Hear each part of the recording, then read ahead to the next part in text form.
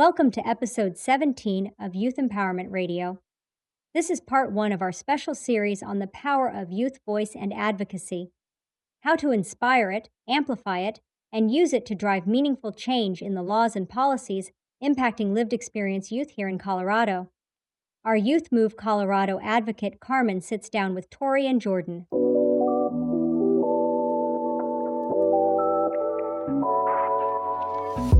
The material and information presented here is provided by Lived Experience Youth and is for general information purposes only. The views, thoughts, and opinions expressed are of those of the guest only and do not represent the views, thoughts, and opinions of Youth Move.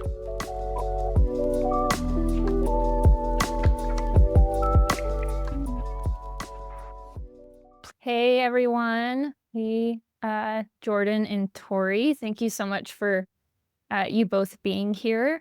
Yeah, I just wanted to take some time because we're going to spend quite a bit of time talking about and hearing your wisdom on all things youth advocacy. But I just wanted to take this space for you both to introduce yourselves, maybe share your name, your pronouns, who you are, what you do, your kind of personal and professional journey with all things like youth advocacy. Yeah. Tori, do you want to start? You got Okay. So my name is Jordan. I grew up in foster care, so I'd say that's probably where my youth voice began. As of right now, and my pronouns are she, her. As of right now, I'm the owner of two businesses. So I've really been trying to make a life for myself and my son and kind of get out of that background. I've only recently started getting into things to start advocating for youth voice, but I feel like I've made a lot of connections and gotten a lot of opportunities. So it kind of started out pretty small at first, just here and there. But right now I'm actually helping develop a summer camp for foster kids and other youth that wouldn't normally be able to afford summer camp kind of programs.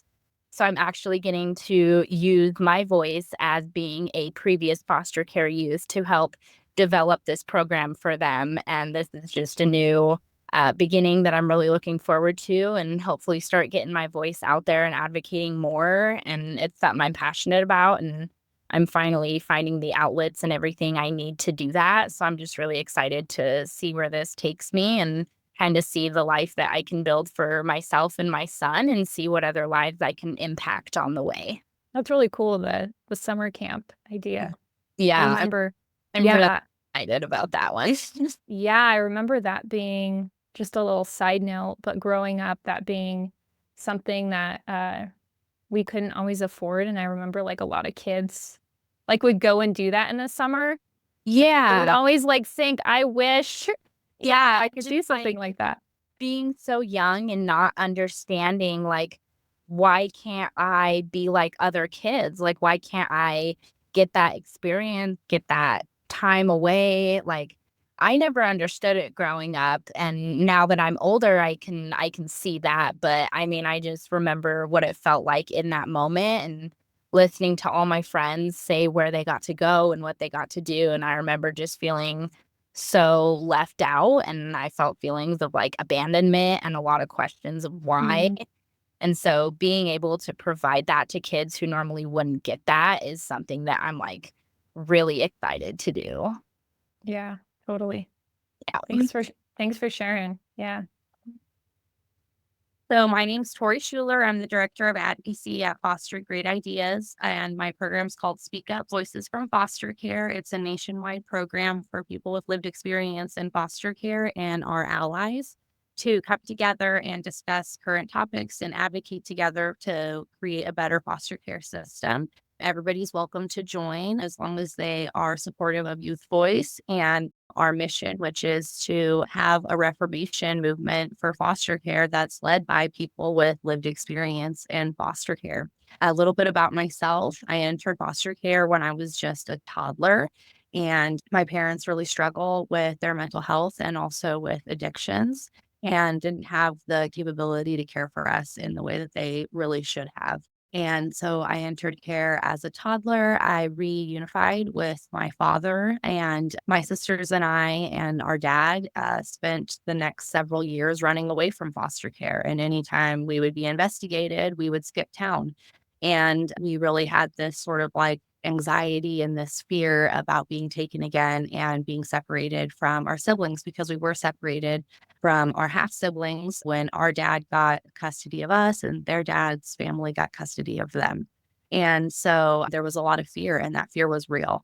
And when I was a teenager, we went back into foster care here in Colorado. And that's kind of where my advocacy journey began. I joined a program, and there were some empowerment opportunities that included doing things like going to the Capitol and talking to senators. And there was this one really incredible senator, Senator Linda Newell, who spent hours just talking with me about all my ideas and talking with all of us about how foster care could be better and some of the bad things that happen that don't need to happen, and how we can address those and how we can create laws that protect us so that people coming behind us and walking on our footsteps don't have to have those same bad experiences. We can kind of shore up the path for our brothers and sisters that are walking behind us. And that was so empowering to me at such a pivotal moment in my life where I felt like I had no control. Some control was given back to me, and I felt like I was heard and I was respected. And I've kind of built my full career off of those early experiences. And my program and what I do and my mission, in my professional journey is to improve foster care by lifting up everyone who has an experience and has a story to tell. So we have to pull back the curtain. We have to talk about what happens. We have to keep talking about what happens until it changes. And we have to, continually make adjustments to those changes. A lot of people say, maybe we should just completely eliminate the foster care system and start from scratch. And I always push back on that because that's a house that you're talking about burning down that our siblings are inside of. And Mm. so we have to make these small repairs and we have to fix it in the way that we can. And it's not going to be perfect, but it is going to be better. And as long as we're continuing to make it better, that's the advocacy journey that I'm on. And a lot of it has to do with the decisions that are being made. A lot of times are being made by people who have no idea what it's like to be in foster care. And Mm. so if we have people with lived experience stepping up to the plate and speaking up and speaking truth to power, we'll be able to have real genuine change that actually changes people's lives and changes people's experience. I want children going through foster care to feel like they were helped and supported, not like they were further traumatized and further hurt by the experience. Mhm. Yeah. You said some really impactful things that really stuck with me. The first one being just like your experience having, with, I think you said Linda Newell and that experience, and, them just asking you a series of questions and kind of like elevating your experience to a different level than maybe it sounds like ever experienced before. But this idea of like giving some control back to yourself and over your situation, I think is, for me at least, like at the root of youth advocacy and like why I do it, right, is to give control back to the young people, right, that are involved in these systems and things like that. And I think that's really impactful. Speaking of just like giving control, back to young people, right, or autonomy, agency back to young people. There's this idea within, you know, the youth kind of world, organizations that work with young people, and that we can do that by involving young people in decision making, right? And I'm curious, like for both of y'all, what do you think? I think there are a lot of different kind of like working definitions for what folks think that means. I think that adults and youth have different perspectives on what that really means. And so I'm curious what your thoughts, both of y'all's thoughts are on that. And then what does that actually like look like tangibly and practically, like day to day within organizations? So for me, it's all about authentic engagement. And I think sometimes they're like, well, we got youth input. because you let the youth know what you already decided. That's not authentic engagement. Like, we need to be a part of the decision process. Just recently, someone mentioned that there was youth input on something that I wasn't aware of, and none of the advocates that I know were aware of. And when I asked, what did that youth input look like? What process did you use? They invited foster parents, and the foster parents, some of them brought the kids with them, and they were in the room. That's not youth input. Those youth did not come to the table to advocate. They were not prepared and empowered to advocate. They were brought to something their foster parents prepared to come to, were empowered to come to. If you want to have authentic youth engagement, you need to have all the youth at the table ready to participate, supported through programs like mine. Speak Up provides free coaching, free training for anyone with lived experience who wants to get started on their advocacy journey. It's not just giving us a survey or filling us in and letting us give some feedback, but you're not actually going to change anything. It's going upstream and including us in the program development, including us in the brainstorming, including us in the rules promulgation. We need to have youth voice at every step of the process, or you're not being inclusive of the youth voice. And I think a lot of organizations want to include youth in a way that they feel comfortable so that they can get that gold stamp and say, look at us, we included the youth. But if you're only including the youth in the capacity that you think they should be in, and that capacity is extremely limited, and I'm talking about you have a youth survey or you have 1 or 2 youth feedback sessions, that's not enough. I want to see more. I want to see organizations jumping in the deep end. And I'm calling my own organization out on this one too. Having youth boards, having people with lived experience on your board of directors, having a junior board that includes people with lived experience, having lived experience on all of your committees, having your clients, if you're working and providing direct service to youth in the foster care system, having your clients engaged in program enhancements, in new program development, more than just saying, hey, what do you need? We're going to use this in program development, but bringing them in a really authentic way, hearing their ideas, and then implementing those ideas because they come from someone with expertise. And that expertise is something that can't be read in a book, can't be taught in a class. It can only be known by someone who woke up in a bed in a foster home. And I don't think that there are many organizations out there that are authentically engaging youth in leadership, in program development. I do think that there are organizations that have youth leadership, are doing a great job at it, but they're siloing the youth off to the side and only letting them manage the things that they think youth should be involved in. And if you really believe in youth engagement, you have youth involvement all the way to the top. And I mean, I'll give a great example of an organization that's doing that, and that's the Office of the Child's Representative in Colorado. I serve on their board. I'm the co-chair of their board. They also have an incredible organization called the Live Expert Action Panel. That's a youth board, and the youth board gets to decide what sort of activities and things that they're impacting through the OCR, but OCR is also coming to them and authentically engaging them as much as they absolutely can.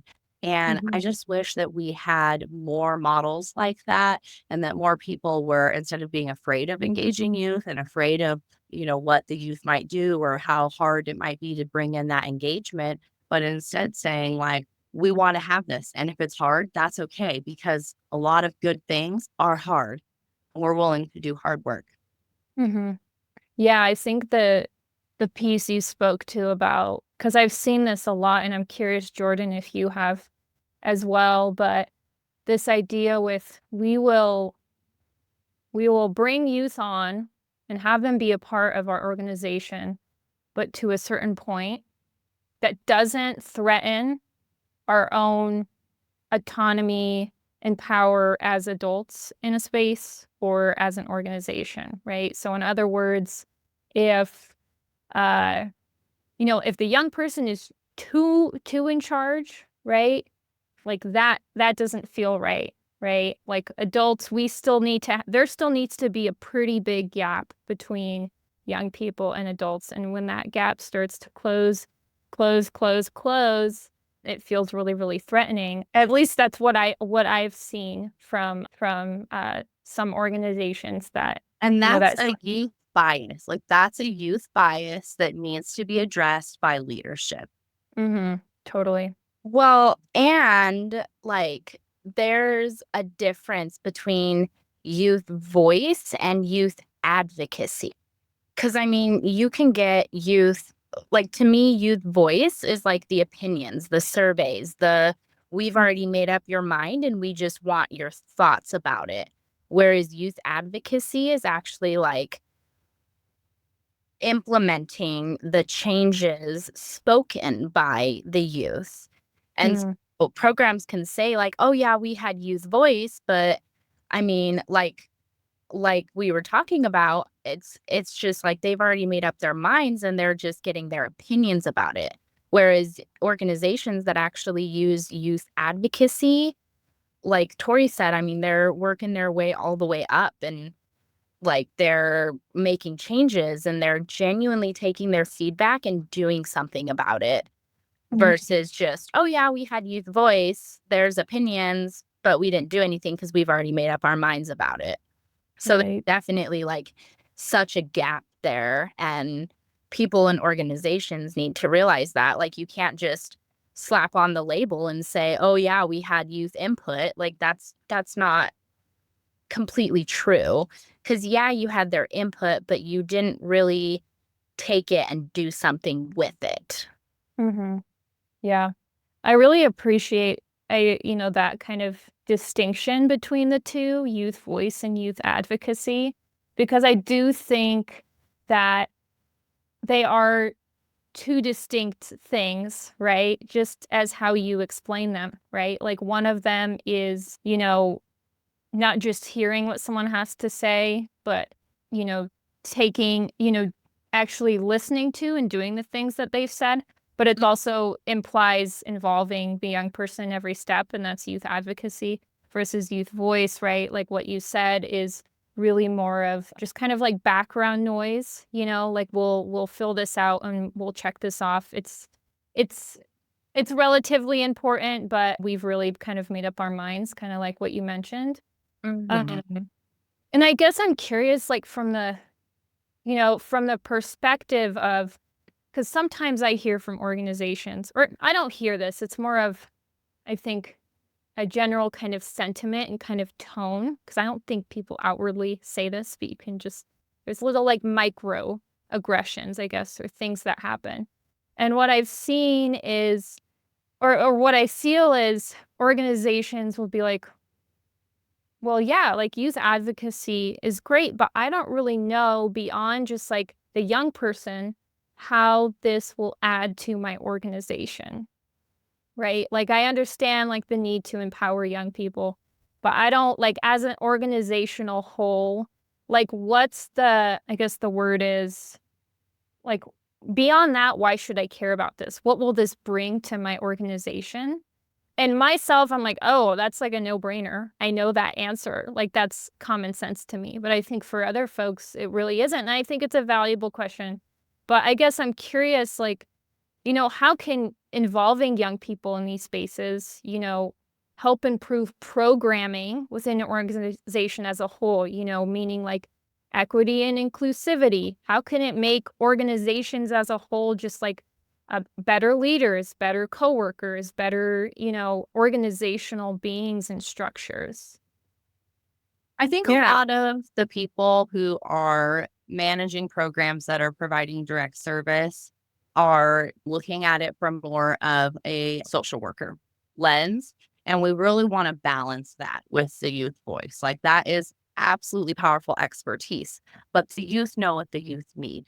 And so, how do those come together and create sort of like the right balance for what the youth need? If we don't listen to the youth and hear what they need, then we don't know. And I think that there are a lot of organizations that the way that they're not set up to have a lot of youth input or like Jordan was saying, they are set up for a lot of youth voice, but they're not set up for a lot of youth advocacy or youth leadership. They're not really taking that next step. And that could be because they can't. And, some of that, especially within government, we have to recognize like where the ceiling is and be okay with what's the advocacy that we can do.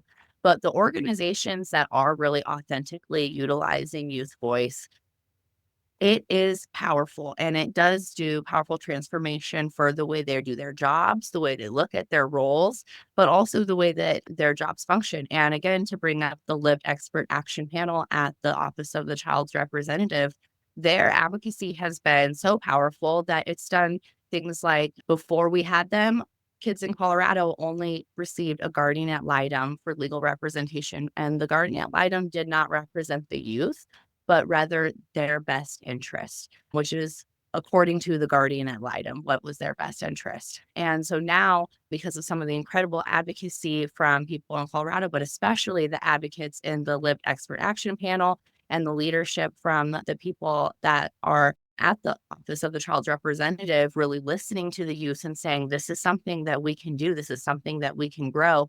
Now in Colorado, when you're over the age of 12, you receive an actual lawyer and it's counsel for youth. And even if they're not able to achieve what you want for your wishes, they do have to state your wishes. They do have to fight for what the youth wants. So, for example, if a youth really wants to return home, but it's not safe, we're not going to return the youth home. But now the youth has an advocate in court who's going to voice what they really want, a true advocate. And that's some of, a great example of the impact of true youth leadership and youth voice going beyond just, we want to hear from you. We want you in the table. We want you to know that we care about you and we want you to be empowered to.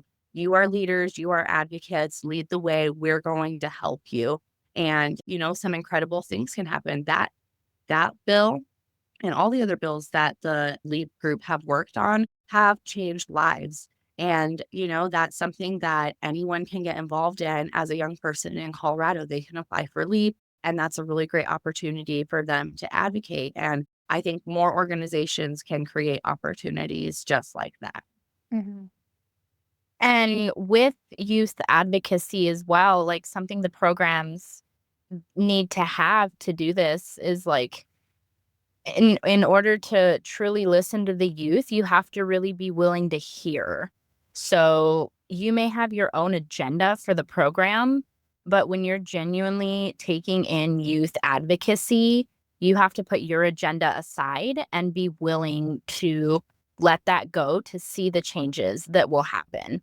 Because you can implement youth advocacy wherever you want, but it's not truly going to happen until the organization is willing to make the changes and accept the youth voice and be willing to fully hear it.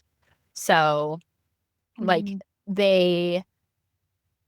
I said, they need to put their own agenda aside and really be willing to hear it and do something about it. Nothing's going to happen until they change themselves first. Mm-hmm. Yeah, the piece, you mentioned around putting their own agenda aside. I don't know about, and I think adding to that, something that comes to my mind, and I'd love to hear y'all's thoughts on this, because I speak from experience from this happening to me, where I was working on this amazing grant, for Colorado, and I did, we, not just me, but me and other young people did a ton of this work on it. And there were a lot of like we were posed as the decision makers in this grant. Like you all have final say. And actually it was written into the grant that was how it was supposed to be. And then the organization at large that was sort of like, I guess, for lack of a better word, in charge of facilitating this grant, started making all of these micro adjustments to things.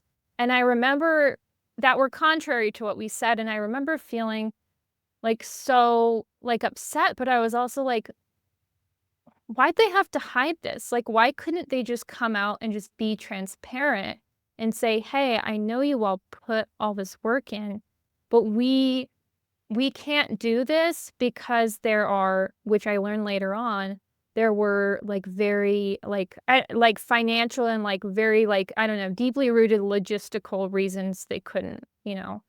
And I remember I was like, wow, you could have saved me so much heartache and just like frustration from, you know, all the work that I did by just like coming out and being really transparent and open and honest. And I'm curious if y'all have ever experienced that and what your thoughts are on transparency in this space, because there are going to be times when young people have these really amazing ideas and they just can't happen because of all this bureaucratic stuff that's happening, right? Right. Or they have to happen in baby steps. And I Right. think that that's part of why we lose so many great advocates, is because it's hard to be transparent in communication in advocacy because we don't know what's going to happen. And so, like, we'll have a bill that everybody's on board with and we really, really like it, but it's a tight budget year and it's going to die. And then the young person feels like, well, I put so much into this and I really wanted this to pass and it was going to be so important and it's so necessary. And they just voted no and they don't care about us. And that's a really hard rejection to feel for a population of people who have rejection trauma.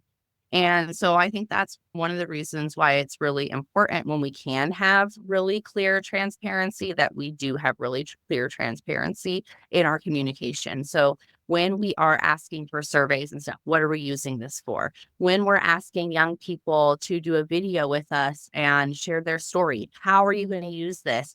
How long is it going to exist, you know, in your marketing materials? Does the young person have any say in any of that? And a lot of that transparent communication that doesn't happen is how we're getting taken advantage of.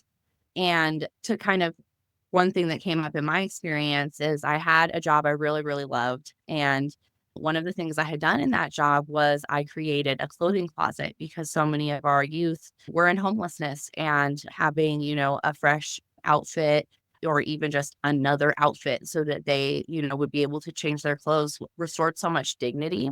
And it was an easy, free thing for me to do. Like, I just, you know, through social media, and people would drop off clothes and I would hang them up, and it wasn't a big deal to have it. But it did make some of my coworkers uncomfortable because they didn't like that it was taking up space, and they felt like there's other resources out in the community. We should be sending those to our youth, to those resources. And I was like, well, if the youth are already coming here and we can help them out with a little something, you know, why not? It's just taking up a little corner. When I was on vacation, they got rid of my clothing closet. And that was the day that I started looking for another job. And it was really, really hard for me to leave that role because I really loved the job. I really believed in the mission and the work I was doing. But that, you could call it a microaggression. I would call it a macroaggression. Felt like a personal attack, not only on me, but on my people. And that's another thing that's really hard when we're advocating from our personal experience and when we're stepping from really having one foot in the lived experience box and one foot in the professionals box, and how we sort of manage the feelings that come along with that. Because some things do have to be made, you know, because of budgets or because of space or because of, you know, being clear in mission. But when it takes away from the people and the people's need, and those are your people, that feels like a personal assault on your family.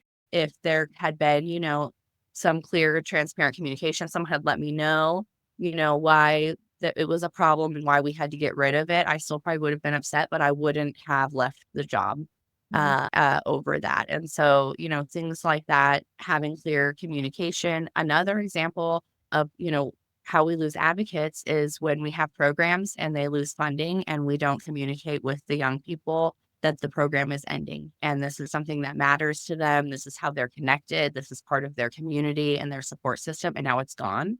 And we didn't have any kind of closure. That's re-traumatizing for us because so many people left us. We changed placements, we changed caseworkers, we changed attorneys, we changed foster parents. All of these things are always changing without a real process. And that's not normal. Like the normal community, you know, says goodbye to people.